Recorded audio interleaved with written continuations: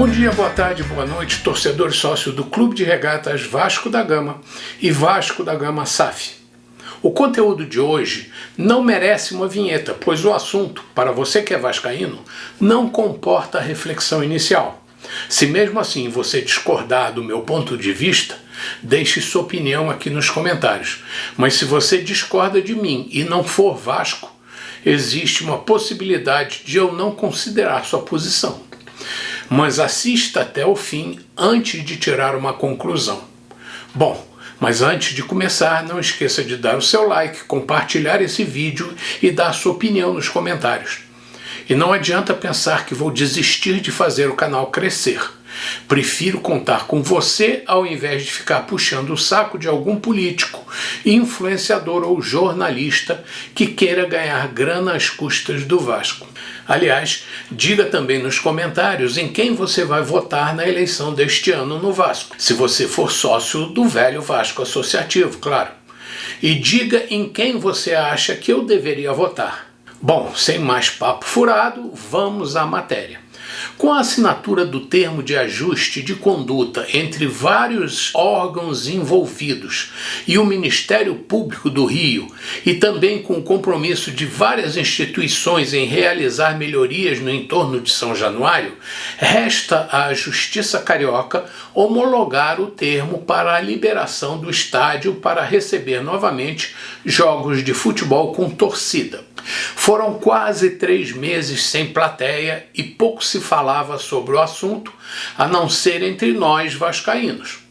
A decisão da interdição após a confusão ocorrida no jogo contra o Goiás no dia 22 de junho e que acabou resultando na interferência da Justiça Comum do Rio, provocou repulsa entre a comunidade, principalmente entre os moradores do entorno de São Januário, que em dias de jogo usa os eventos para conseguir ganhar o pão de cada dia.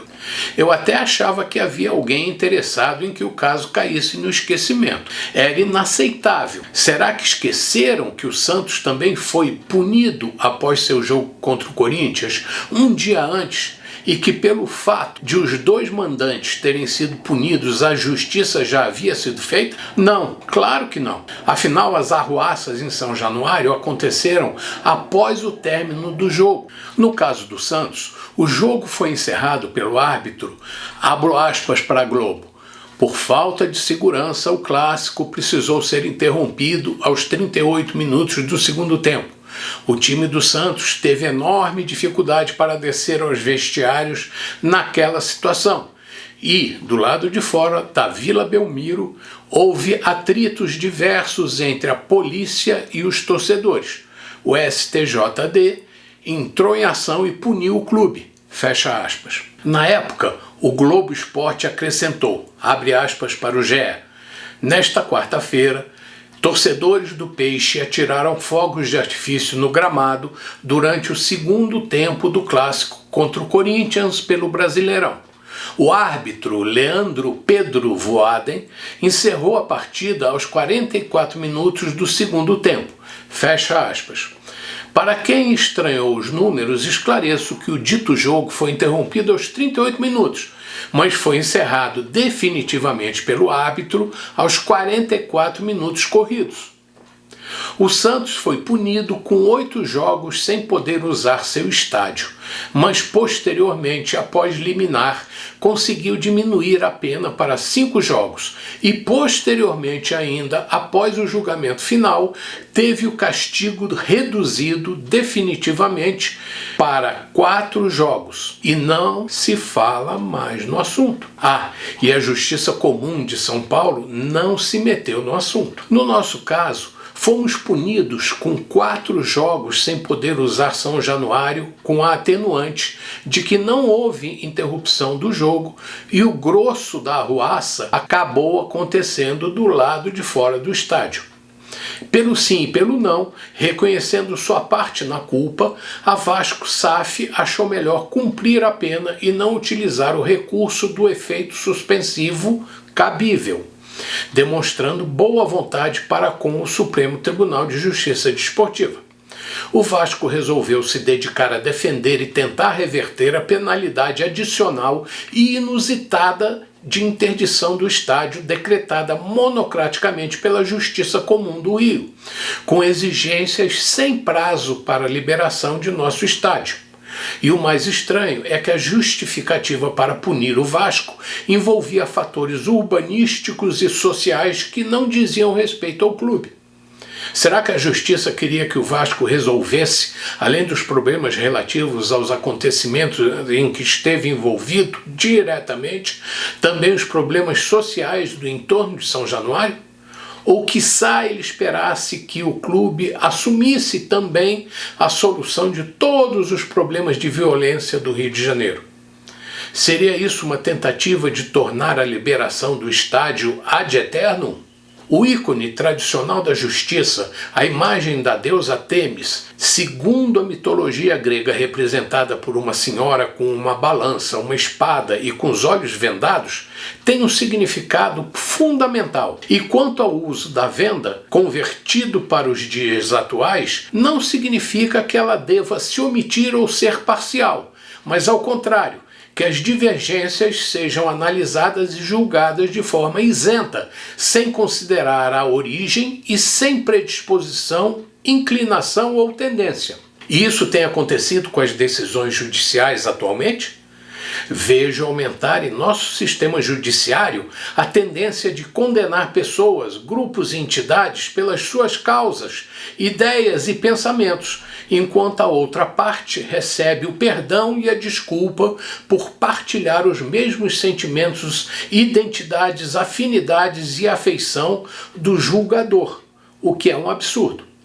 Os vereditos parecem definidos antes do julgamento, e por vezes a defesa é apenas protocolar. No caso do Vasco e do que aconteceu em São Januário, a culpa é muito mais do governo, que não resolve os problemas sociais, do que do Vasco, que sempre defendeu bandeiras de inclusão, igualdade e respeito. Mas parece que isso não conta muito. Talvez por isso o Vasco encontre tanta dificuldade para ter seus argumentos considerados. No caso do Santos, a justiça ficou restrita ao Tribunal de Justiça Desportiva.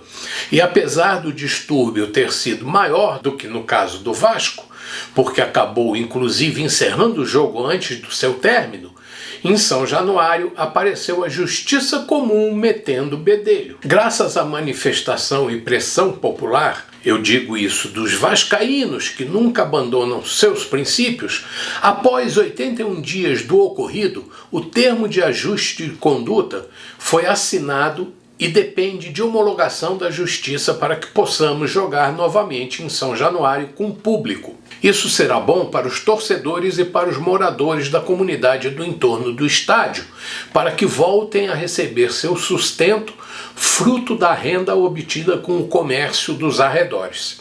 Que de tudo isso, além das consequências maléficas da decisão judicial, que repudiamos, tiramos algumas lições. 1.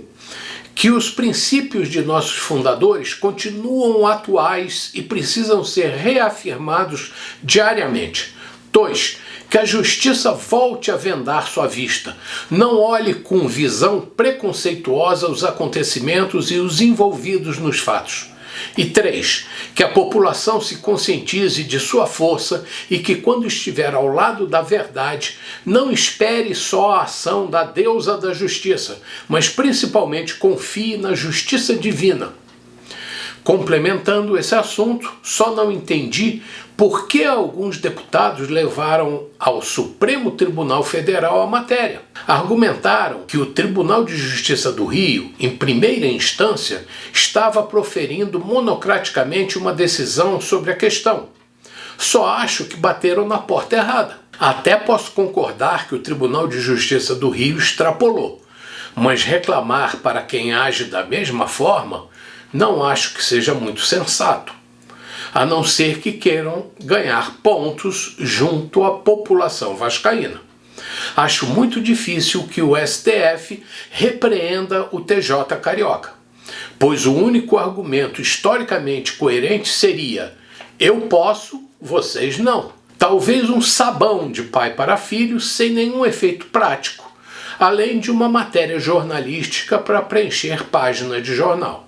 Antes de terminar este vídeo, queria falar sobre uma outra situação que me incomoda muito e que pode ser responsável pela nova queda do Vasco para a segunda divisão. Para mim, a atual conjuntura e a extrema dificuldade de sair do buraco é responsabilidade de quem não tinha identificação com o Vasco e até torcia pelo nosso maior rival. A culpa deve ser creditada ao antigo CEO do Vasco, SAF. Mas só a ele? Claro que não. Não sou idiota. Com certeza outras pessoas também não fizeram seu trabalho direito, mas o chefão era ele. A culpa da 777 foi demorar a entender o tamanho da rivalidade entre o Vasco e o Flamengo. E essa foi a incoerência, a dificuldade. Difícil de entender. Talvez tenha passado em branco pelo fato desse senhor já estar no Vasco Associativo antes dos americanos assumirem. Eu mesmo, não sendo tão ingênuo, confiante e inocente como os americanos, acreditei no profissionalismo dele, mesmo não entendendo com nitidez sua presença no Vasco. Por mais que o futebol tenha evoluído e seja mais profissional, não dá para confiar só no currículo dos administradores. Não haveria no mundo um diretor executivo, diretor-geral, presidente, ou seja lá o que queira dizer esse tal de CEO, com DNA vascaíno? Pelo menos, desde o início, os dirigentes deveriam confiar desconfiando e não dar tanta liberdade para esse indivíduo. Agora não temos certeza de que conseguiremos sair da enrascada que nos metemos. Se sairmos, ótimo, que bom! Estaremos salvos e o ano de 2024 começará com uma lição aprendida e um time mais competitivo. Mas se não, não consigo nem imaginar o que a 777 fará. E tem eleição ainda este ano no Vasco Associativo. Estou habilitado a votar e ser votado. Claro que optei por votar, pois não tenho pretensão e nem tenho estômago para enfrentar uma disputa tão estranha e difícil como tem sido esses últimos pleitos vascaínos. Votar é mais simples e tranquilo do que entrar na disputa por uma cadeira na antessala do diabo. Quando entender quantos e quem são os candidatos, trocaremos uma ideia sobre esse balaio de gatos. E continuem confiando no Vasco. Esperem pelo próximo vídeo. Bom dia, boa tarde, boa noite, torcedor e sócio do Clube de Regatas Vasco da Gama e Vasco da Gama SAF. Saudações vascaínas.